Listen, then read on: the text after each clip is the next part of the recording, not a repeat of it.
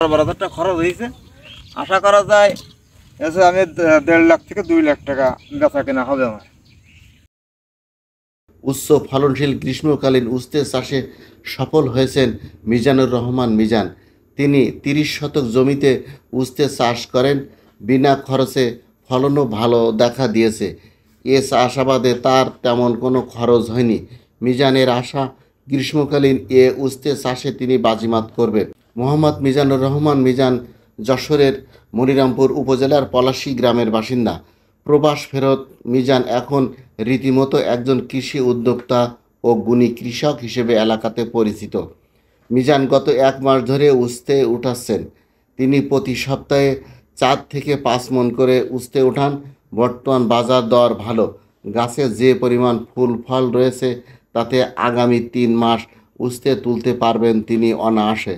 তাছাড়া এই উস্তে চাষে মিজানের তেমন কোনো খরচ হয়নি, কারণ এই ক্ষেতে আগেই মাচা করা ছিল, যে মাচায় টমেটো ও তরমুজ চাষ করা হয়েছিল। তা শেষ হয়ে গেলে সেই মাচায় উস্তে লাগিয়েছেন মিজান। চাষে ব্যাপক লাভবানও হয়েছেন তিনি। আমি এই দুর্বা জাতের উচ্ছাটা লাগাইছি। আপনার আমার 30 শতক জমি।